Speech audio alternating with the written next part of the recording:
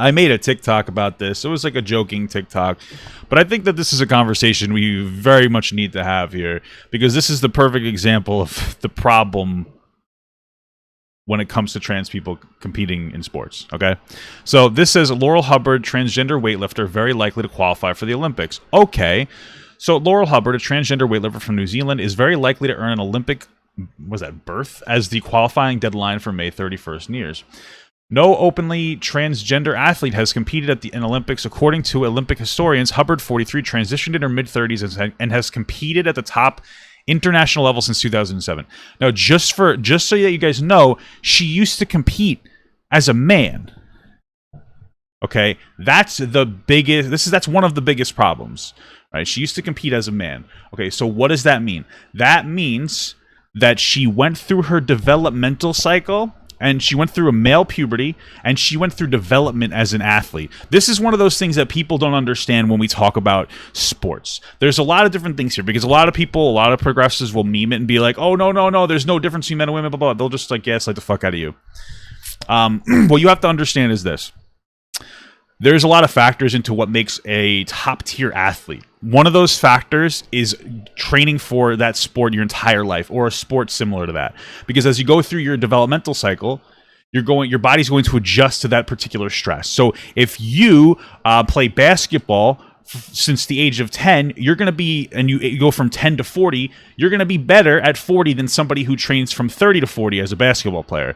Going through your developmental cycle and adjusting to the particular stimulus is going to make you better at doing that particular thing. It's the same thing with video games. I'd argue the only reason men are better at video games is because they go through their cycle, their developmental cycle, playing games. So they're training their reaction time and decision-making skills and whatnot. You get better at particular things as you train for them. So add that onto going through a male puberty, right?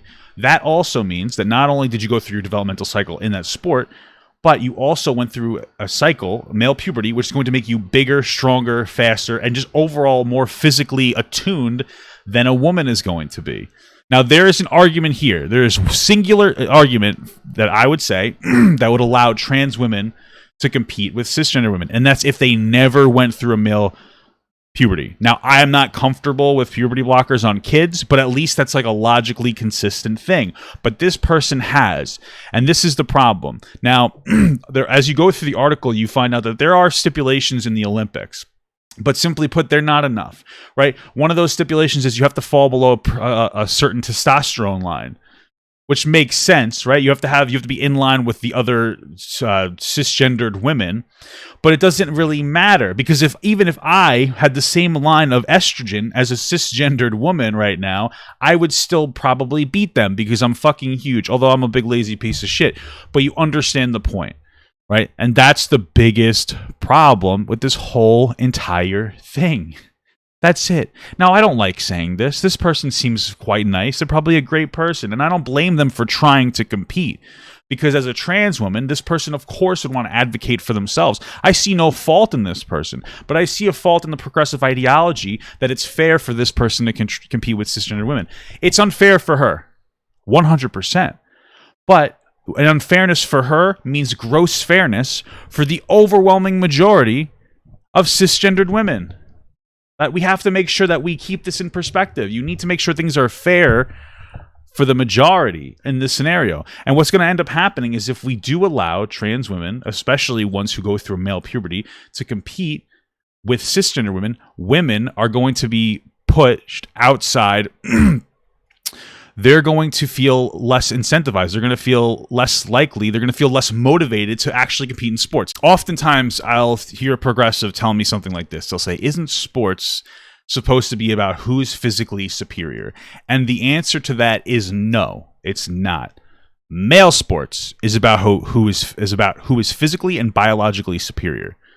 Women's sports is about which women are biologically superior. We had to create a specific league for women because they can't compete with men.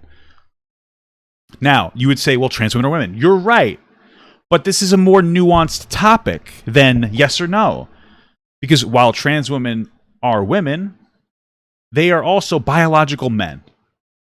And so if you're going to ask me, If you give me one choice between two things, are trans women women and they get to compete in sports, or are trans women men and they don't get to compete, I'm going to choose the latter. But if you give me the option of saying, yeah, trans women are women, but we understand that there are certain areas where we have to be more careful. That's sports, relationships, and when it comes to doctors. Sports because trans women are dominant over cis women.